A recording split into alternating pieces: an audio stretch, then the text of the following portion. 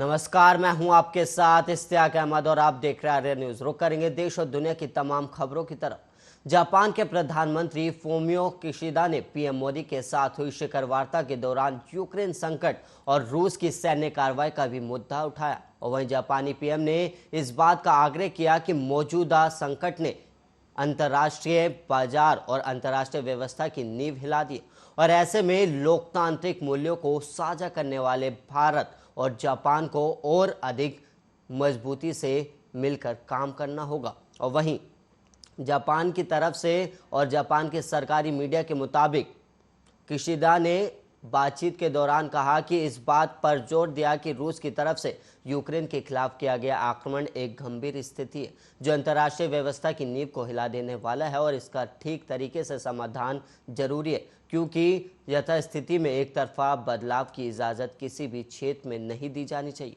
और साथ ही जरूरी है कि विवादों का शांतिपूर्ण समाधान अंतर्राष्ट्रीय कानून के तहत किया गया।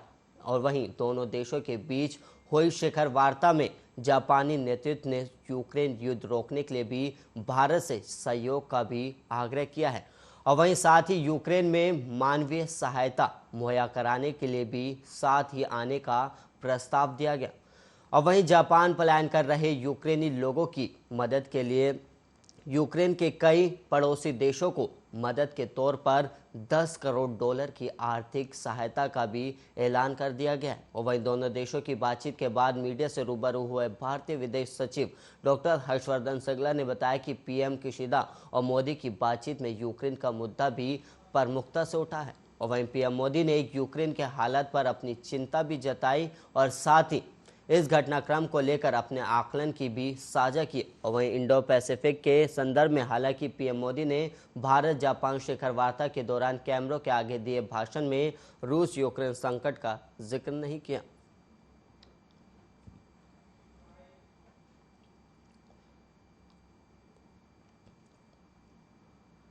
अब वहीं बढ़ेंगे अगली खबर की ओर, जहां पर इजराइल के प्रधानमंत्री नफ्ताली बेनेट 4 अप्रैल को भारत के दौरे पर आ सकते हैं और इस दौरान दोनों देशों के बीच यूक्रेन संकट को लेकर चर्चा हो सकती है। और वहीं बेनेट की ये यात्रा ऐसे वक्त में हो रही है जब दोनों देश राजनयिक संबंधों की स्थापना के 30 साल पूरे होने का जश्न मना रहे हैं। और वहीं भारत के प्रधानमंत्री नरेंद्र मोदी और उनके इजरायली समकक्ष ने आखिरी बार पिछले साल नवंबर में मुलाकात और ग्लासगो में संयुक्त राष्ट्र जलवायु परिवर्तन सम्मेलन COP26 के दौरान मुलाकात की थी। वहीं भारत और इजरायल के बीच 29 जनवरी 1992 को पूर्ण राजनयिक संबंध स्थापित हुए थे और इस साल की शुरुआत में इस मौके को चिन्हित करने के लिए एक स्मारक लोगो लॉन्च भी किया गया। और वहीं लोगों में डेविड के सितारे और अशोक चक्र को दर्शाया गया है और ये अंक करीब 30 बनता है जो द्विपक्षीय संबंधों की 30वीं वर्षगांठ के रूप को दर्शाता है। और वहीं पीएम नरेंद्र मोदी के नेतृत्व वाली सरकार में भारत और इजरायल के बीच संबंध गहरे हुए। और वहीं पिछले साल विदेश मंत्री डॉक्टर एस जयशंकर, भारतीय सेना प्रमुख जनरल MN नरवणे और पूर्व वायुसेना प्रमुख RKS भदौड़िया समेत कई उच्च स्तरीय सम्मानित व्यक्तियों ने इजरायल का दौरा भी किया था और उससे पहले पीएम मोदी ने 2017 में इजरायल का दौरा किया था और जिस दौरान संबंधों को रणनीतिक साझेदारी में अपग्रेड भी किया गया था। और इसके बाद इजरायल के तत्कालीन प्रधानमंत्री बेंजामिन नेतन्याहू ने 2018 में भारत का दौरा किया। रक्षा, कृषि और व्यापार दोनों देशों के बीच संबंधों के प्रमुख स्तंभ रहे थे।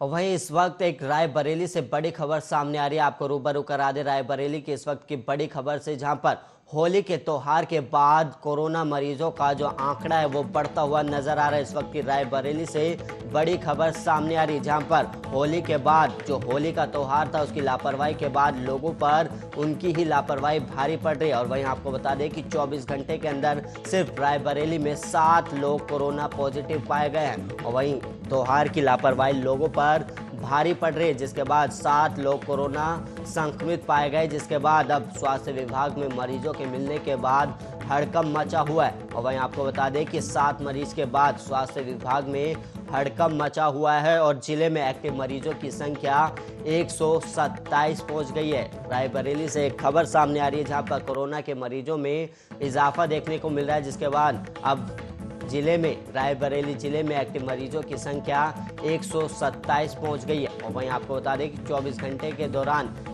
7 मरीज मिले, जिसके बाद स्वास्थ्य विभाग में 7 मरीज मिलने के बाद हड़कंप मचा हुआ है।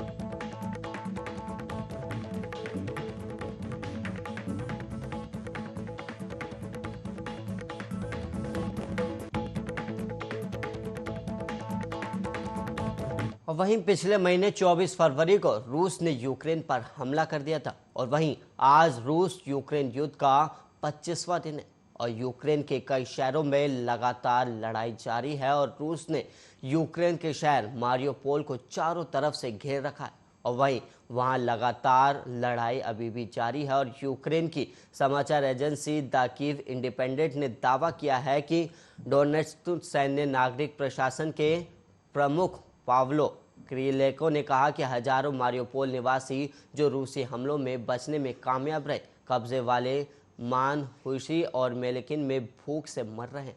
और वहीं रूसी सेनाओं ने उनको भोजन, पानी और सुरक्षित मार्ग प्रदान करने से इनकार कर दिया है। और वहीं गौरतलब है कि इस समय यूक्रेन के बंदरगाहों के शहर मारियोपोल में रूसी हमले से उत्पन्न तबाही का मंजर बयां करते हुए एक पुलिस अधिकारी ने अमेरिका और फ्रांस से मदद की गुहार भी लगाई और यूक्रेन को अपनी आधुनिक वायु रक्षा प्रणाली उपलब्ध कराने का अनुरोध किया गया। और मलबे में तब्दील हो चुके शहर के पुलिस अधिकारी मिशेल वर्सेनिन ने एक वीडियो पोस्ट जारी करके अमेरिकी राष्ट्रपति जो बाइडेन और फ्रांसीसी राष्ट्रपति एमेनुअल मैक्रों से कहा कि उन्होंने मदद का आश्वासन दिया था, लेकिन उसे जो मिला है वो मदद तो नहीं है। और वीडियो में दोनों विश्व नेताओं से अपील की गई है कि वो वहां के नागरिकों की जान बचा लें। और वही समाचार एजेंसी एसोसिएटेड प्रेस द्वारा जारी वीडियो में पुलिस अधिकारी कह रहे हैं कि मारियोपोल इस समय सीरियाई शहर अलेप्पो जैसे दुर्भाग्य का सामना कर रहा है, जो 2016 में सीरिया के गृह युद्ध के दौरान रूसी समर्थित घेराबंदी में नष्ट हो गया था।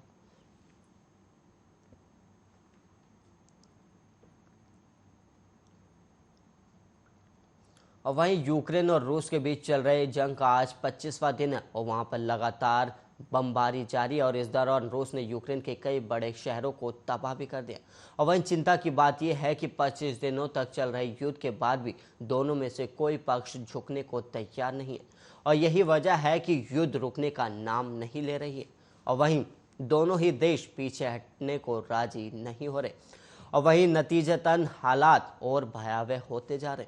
और वहीं दूसरी तरफ युद्ध को रोकने के लिए दोनों देशों के बीच बातचीत का दौर भी जारी है और लेकिन अभी तक हुई बातचीत में से कोई भी खास नतीजा सामने नहीं आया है। और वहीं दुनिया भर में आलोचना झेल रहा रूस पहले ही साफ कर चुका है कि वो अपना लक्ष्य हासिल करके ही दम लेगा। और वहीं आपको बता दें कि रूस के लगभग 3 दर्जन शरणार्थियों को शुक्रवार को अमेरिका में प्रवेश करने से रोक दिया गया। और इसके अलावा आपको बता दें कि जबकि यूक्रेन के नागरिकों के एक समूह को सीमा पार जाने दिया गया और ये दृश्य रूस और यूक्रेन के नागरिकों के साथ हो रहे बदलाव को दर्शाता है। और वही रूस और यूक्रेन के नागरिक पर्यटकों के रूप में मैक्सिको में प्रवेश करते हैं। और वहीं आपको बता दें कि और अमेरिका जाने की उम्मीद में तिजुआना के लिए उड़ान भरते हैं और मैक्सिको के साथ सबसे व्यस्त अमेरिकी सीमा पर 34 रूसी शुक्रवार तक कई दिनों तक डेरा डाले हुए थे और 2 दिन बाद तिजुआना शहर के अधिकारियों ने विनम्रतापूर्वक उनसे वहां से चले जाने का आग्रह भी किया है। और वहीं आपको बता दें कि रूस ने शुक्रवार को यूक्रेन में पहली बार अपनी नवीनतम किंजल हाइपरसोनिक मिसाइलों का इस्तेमाल किया और रूसी रक्षा मंत्रालय ने बताया कि इन मिसाइलों का इस्तेमाल पश्चिमी यूक्रेन में एक हथियारों को एक गोदाम को तबाह करने के लिए किया गया और इससे पहले कभी भी युद्ध में उच्च परिशुद्धता हथियार इस्तेमाल करने की बात नहीं स्वीकारी थी। और वहीं समाचार एजेंसी RIA नोवेस्टी के मुताबिक पश्चिमी यूक्रेन में संघर्ष के दौरान किंजल हाइपरसोनिक हथियारों का यह पहला इस्तेमाल था।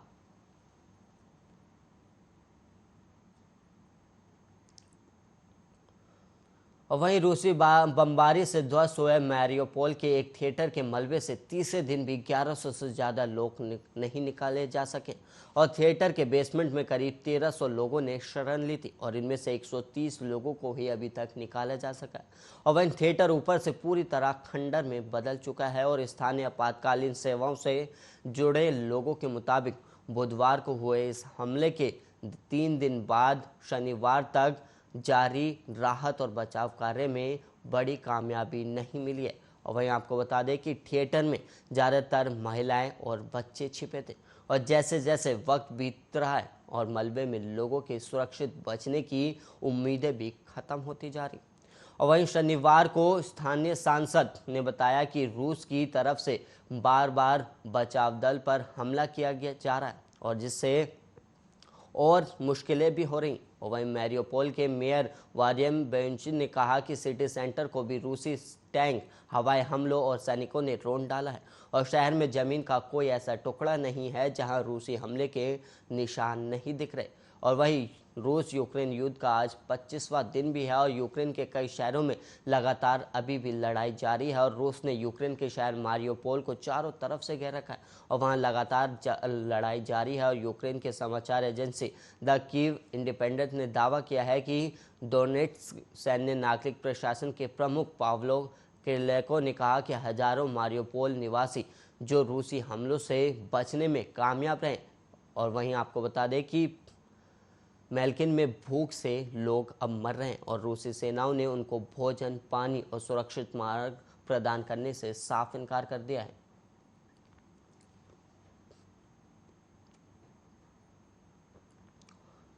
और वहीं यारोस्लावा मोहोचिक ने शनिवार को विश्व इंडोर चैंपियन में ऊंची कूद में गोल्ड मेडल हासिल किया है। और वहीं आपको बता दें कि इसके लिए मोहोचिक ने अपने देश यूक्रेन में चल रहे सशस्त्र संघर्ष की तमाम बाधाओं को पार किया है और यूक्रेन पर रूसी हमले के बाद मोहोचिक को अपने घर से भागने के लिए मजबूर होना पड़ा और उन्हें एक तहखाने में छिपना भी पड़ा और अंततः बेलग्रेड के लिए 3 दिनों में 2000 किलोमीटर की यात्रा की। और वहीं मोहोचिक ने युद्ध बढ़ने पर 3 हफ्ते पहले ही निप्रो में अपना घर छोड़ दिया था। और वहीं सैकड़ों फ़ोन कॉल और दिशा में कई बदलाव और विस्फोट और आग और हवाई हमले के सायरन के बीच मोहोचिक ने सर्बिया के लिए अपना रास्ता खोज लिया। और वही मौजूदा यूरोपीय इंडोर हाई जंप चैंपियन मोहोचिक ने 2019 में टोक्यो में ओलंपिक कांस्य और दोहा में विश्व आउटडोर रजत पदक जीता था। और इस प्रतियोगिता में सिल्वर जीतने वाली ऑस्ट्रेलियाई खिलाड़ी एलेनोर पैटरसन ने कहा कि यारोस्लावा के पीछे एक रजत जीतना इसे और भी खास बनाता है और इसे ऐसी कठिनाइयों का सामना करना पड़ा जिसका कोई भी हकदार नहीं है, इसलिए मुझे भी उस पर बहुत गर्व है। और वहीं पैटरसन ने यूक्रेन के समर्थन में अपने नाखूनों को नीले और पीले रंग से चित्रित किया था। और वहीं पैटरसन ने कहा कि मैं यूक्रेनी टीम के होटल में ही ठहरी हूँ और मैंने उन्हें छोटी छोटी मुस्कान और समर्थन के छोटे छोटे इशारों का आदान प्रदान करते देखा। और वहीं आपको बता दें कि 20 वर्ष से मोहोचिक बेलग्रेड 6 सदस्यीय महिला यूक्रेनी टीम में से एक है।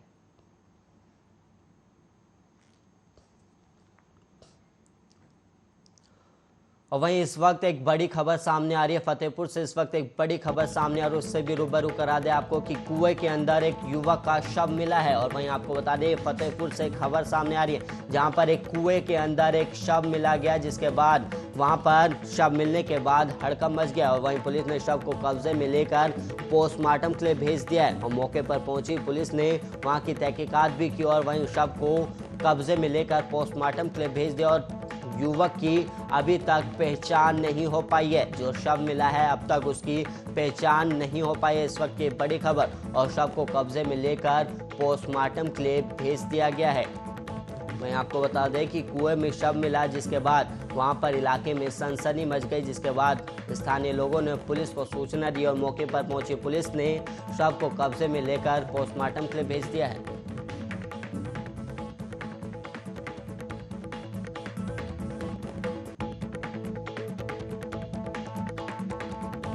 और वहीं इस वक्त एक और बड़ी खबर सामने आ रही है, उससे भी रूबरू करा दे आपको। गाजियाबाद से इस वक्त एक बड़ी खबर सामने आ रही है, इस वक्त की बड़ी और अहम खबर, जहां पर गाजियाबाद से ये बड़ी खबर सामने आ रही है, आपको रूबरू करा दे इस वक्त की बड़ी खबर से। इंदिरापुरम थाने पर आरएसएस कार्यकर्ताओं का हंगामा देखने को मिल रहा है। इंदिरापुरम पर जो पुलिस स्टेशन है, वहां पर थानेदार के इस्तीफे को लेकर नारेबाजी की है इस वक्त की बड़ी और अहम खबर, जहां पर आरएसएस कार्यकर्ताओं ने पुलिस में नारेबाजी की और विवाद के मामले में कार्रवाई न करने पर यह हंगामा किया गया। इस वक्त ये बड़ी खबर सामने आ रही है, जहां पर विवाद में एक पक्ष पर गोली से मारने की धमकी दी गई, जिसके बाद पुलिस इंस्पेक्टर की नारेबाजी की गई और उनके इस्तीफे की मांग की गई है। वहीं आपको बता दें कि आरएसएस ने पुलिस स्टेशन के बाहर हंगामा किया है और ये मामला इंदिरापुरम थाने पर आरएसएस कार्यकर्ताओं का हंगामा देखने को मिला है। आपको बता दें कि थानेदार के इस्तीफे को लेकर नारेबाजी की गई है और वहीं आपको बता दें कि विवाद में गोली मारने की धमकी दी गई, जिसके बाद अब आरएसएस के लोगों ने थानेदार के खिलाफ और थानेदार का इस्तीफे की नारेबाजी की और वहीं विवाद में एक पक्ष पर गोली से मारने की धमकी का आरोप भी लगा है।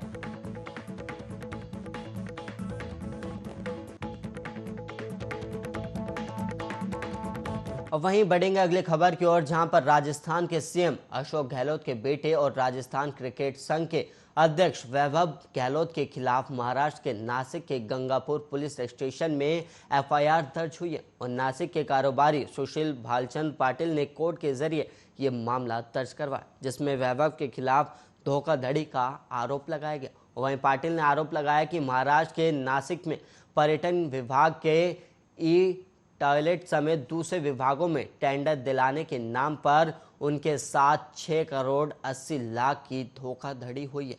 और वहीं नासिक के गंगापुर थाने में 17 मार्च को वैभव गहलोत सहित 14 लोगों के खिलाफ एफआईआर दर्ज की गई है। और वहीं आपको बता दें कि एफआईआर के अनुसार मुख्य आरोपी गुजरात कांग्रेस के सचिव सचिन पुरुषोत्तम वालरे हैं और वालरे के पिता पुरुषोत्तम भाई वालरे भाई वरिष्ठ कांग्रेस नेता। और अपनी एफआईआर में पाटिल ने कहा कि सचिन ने खुद को एडवर्टाइजिंग कारोबारी बताया था और कहा था कि उसके 13 राज्यों में पेट्रोल पंप पर विज्ञापन का कॉन्ट्रैक्ट है। साथ ही उसने ये भी दावा किया था कि उसका राजस्थान के मुख्यमंत्री और उनका बेटे के साथ अच्छे ताल्लुक है। और वहीं पाटिल ने यह भी कहा कि सचिन ने उसे भरोसा दिया था कि उसके साथ काम में पैसा लगाया तो खूब कमाई भी होगी और उसने पाटिल से कहा कि आपको केवल नाम के लिए टेंडर में भाग लेना है और वहीं बाकी का काम वैभव गहलोत करेंगे।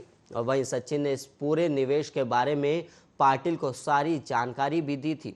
और वहीं आपको बता दें कि राजस्थान सरकार के कथित टेंडर सर्कुलर सचिन ने दिखाए थे और बाद में पता चला कि वो सब फर्जी थे। और पाटिल ने यह भी कहा कि उसने सचिन के बताए मुताबिक करीब 6 करोड़ 80 लाख रुपए बैंक खातों में ट्रांसफर किए थे और बाद में कई बार उसने सचिन से पैसों का तकाजा भी किया, लेकिन वो उसे टालता रहा और फिर उसके फ़ोन भी उठाने बंद कर दिए। इसके बाद पाटिल ने कोर्ट के जरिए सचिन को आरोपी बताकर उनके खिलाफ मामला दर्ज करवाया और इन पर टेंडर के फर्जी दस्तावेज दिखाकर पैसे हड़पने और साजिश रचने का आरोप है। इस पूरे मामले को लेकर वैभव गहलोत ने जवाब दिया और तमाम आरोपों को गलत बताया है।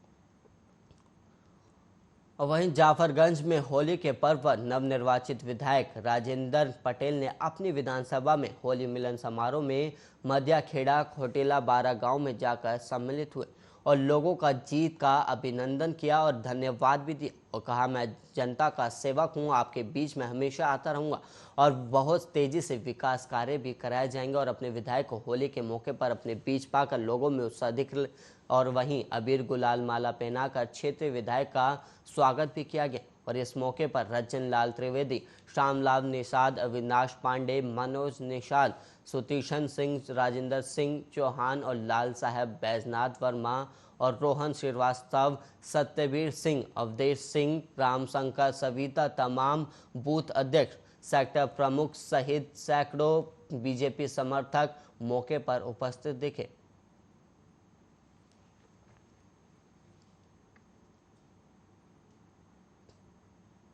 होली मिलन समारोह में सम्मिलित हुए और सबको हमने होली मिलन समारोह की होली की बधाई दिया है और जीत की भी बधाई दी है। हमारे भारतीय जनता पार्टी के समस्त कार्यकर्तागण, मतदाताओं को मैं बहुत बहुत उनको कोट कोट नमन किया, बधाई दिया कि आपने राष्ट्र के लिए मतदान किया है, कमल के निशान को जो विजय बनाया है। निश्चित रूप से ये आपका मत विकास में जुड़ जाएगा और उन गरीबों को योजनाएं जो हैं वो मिलेंगी। इसलिए भारतीय जनता पार्टी के साथ जुड़ करके आपने काम किया, धन्यवाद की बात है, कोट कोट नमन है। और इसी के साथ इस बुलेटिन में इतना ही। देश और दुनिया की तमाम खबरों के लिए आप बने रहिए आर्या न्यूज के साथ।